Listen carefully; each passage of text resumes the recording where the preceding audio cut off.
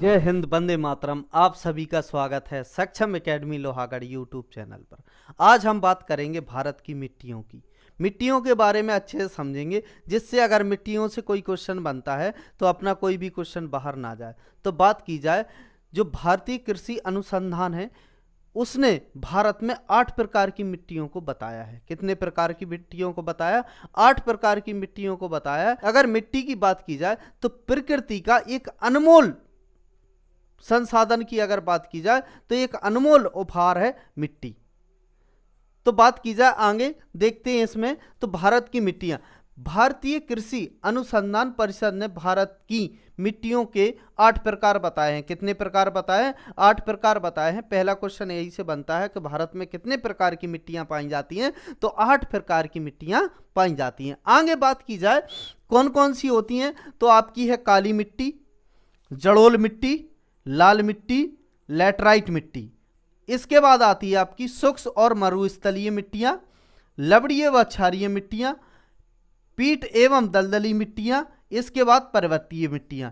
तो ये 8 प्रकार की आपकी मिट्टियां हैं। इनको बारी बारी से आप पढ़ेंगे और समझेंगे और जानेंगे कि कौन एक मिट्टी के कितने नाम होते हैं, किन किन नामों से जानी जाती है, इस प्रकार आप समझ सकते हैं। बात की जाए मिट्टियों के अलग प्रकार के नाम हैं, उनको देखेंगे। ये मिट्टियां कहाँ कहाँ पाई जाती हैं, इसके बारे में भी समझेंगे और इसके बारे में भी जानेंगे कि इसमें किस तत्व की कमी होती है और कौन सा तत्व प्रचुर मात्रा में पाया जाता है। बहुत अच्छे से जानेंगे, समझेंगे एग्जाम की दृष्टि से। तो बात की जाए, सबसे पहले बात करेंगे काली मिट्टी की। तो काली मिट्टी को स्वतः जुताई की मिट्टी भी कहा जाता है। किसकी मिट्टी कहा जाता है?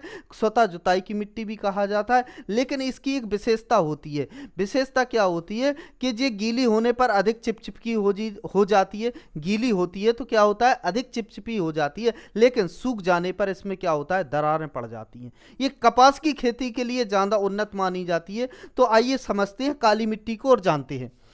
तो काली मिट्टी, भारत में काली मिट्टी का निर्माण ज्वालामुखी विस्फोट से निकलने के लावा के ठंडे होने के उपरांत बेसाल्ट चट्टानों के अपरदन से होता है। तो यह क्वेश्चन बनता है कि आप इसमें काली मिट्टी का निर्माण कैसे होता है। तो काली मिट्टी का निर्माण की अगर बात की जाए, जो ज्वालामुखी विस्फोट होते हैं उसमें बेसाल्ट चट्टानें होती हैं, उसके अपरदन के कारण काली मिट्टी का निर्माण होता है।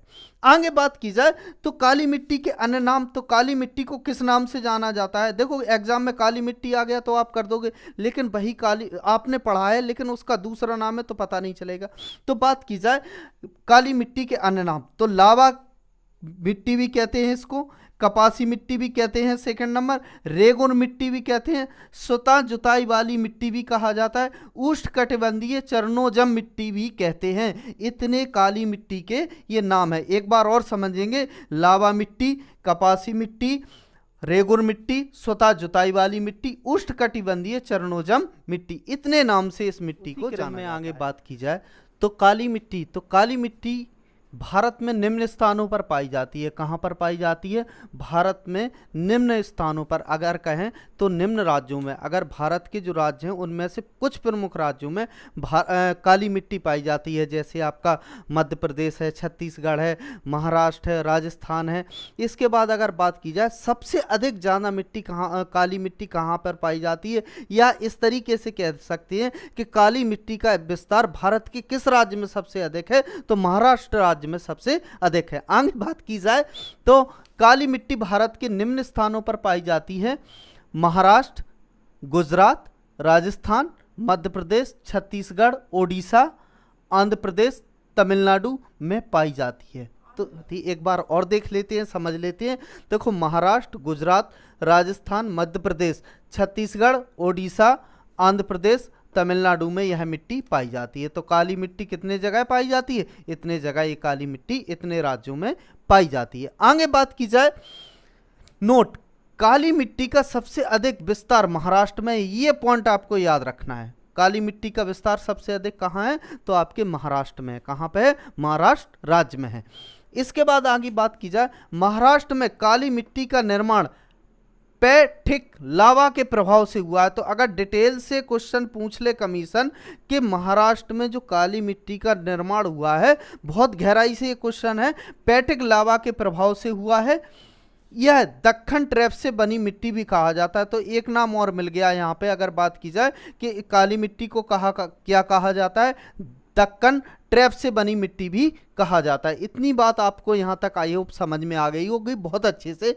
काली मिट्टी में निम्न तत्वों की कमी पाई जाती है। देखो हमने बताया था कि जो कोई भी मिट्टी हो कुछ उसमें तत्व पाए जाते हैं और कुछ तत्वों की कमी पाई जाती है। तो काली मिट्टी में किन किन तत्वों की कमी पाई जाती है वो देखते हैं अच्छे से।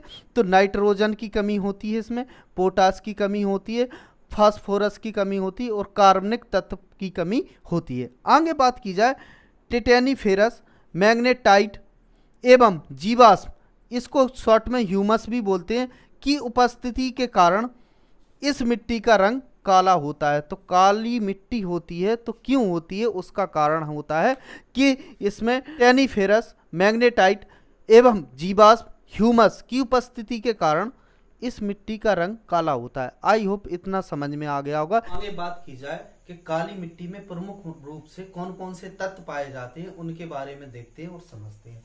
तो काली मिट्टी में प्रमुख रूप से निम्न प्रकार के तत्व पाए जाते हैं। वो कौन सा है, देखो लोहा पाया जाता है आपका, चूना, एल्युमिनियम, इसके बाद कैल्शियम आता है, मैग्नीशियम कार्बोनेट, इतने तत्व पाए जाते हैं। ये क्वेश्चन बनता है कि कौन सा तत्व, देखो कौन से तत्व पाए जाते हैं और कौन से तत्व नहीं पाए जाते, ये आपको याद होना बहुत जरूरी है, क्योंकि इस तरीके से ऑप्शन में दे देंगे इसमें से कौन सा नहीं पाया जाता और कौन सा पाया जाता। तो इसके आपको जो पाया जाता वो भी पता होना चाहिए और जो नहीं पाया जाता तत्व वो भी पता होना चाहिए, जिससे आपका क्वेश्चन गलत ना हो। तो बात की जाए कौन से तत्व पाए जाते हैं, लोहा पाया जाता है, चूना पाया जाता है, एल्युमिनियम, कैल्शियम, मैग्नीशियम, कार्बोनेट, इतने तत्व पाए जाते हैं। आगे बात की जाए काली मिट्टी निम्न फसलों के लिए उपयोगी है। तो प्रमुख रूप से देखो कपास तो बच्चे को पता है, मोटे अनाज के लिए भी जानी जाती है, तिलहन के लिए भी जानी जाती है, सूरजमुखी के लिए ये काली मिट्टी उपयोगी है, अंडी के लिए भी है,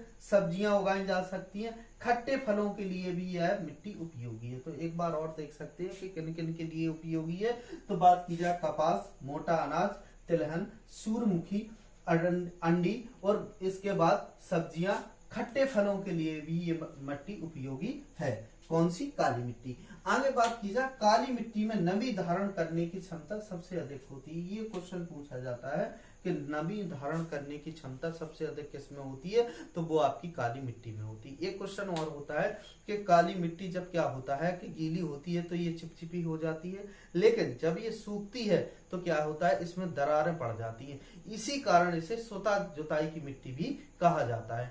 आगे बात की जाए इसी क्रम में काली मिट्टी ऊंचाई के भागों की तुलना में निचले क्षेत्रों में यह मिट्टी अधिक उपजाऊ है। अगर ऊंचे से निचले भाग तरफ आएंगे तो ये मिट्टी अधिक उपजाऊ हो जाती है। उपजाऊ तो ऊपर ऊंचे वाले हिस्से पे, लेकिन नीचे साइड आते आते यह मिट्टी अधिक उपजाऊ होती है। आई होप आपको 8 प्रकार की मिट्टी और इसमें पहली मिट्टी अपन ने पढ़ी काली मिट्टी बहुत अच्छे से समझ में आ गया हो, आपको आ गया होगा। इसके बाद मिलते हैं नेक्स्ट वीडियो में, जब तक के लिए जय हिंद।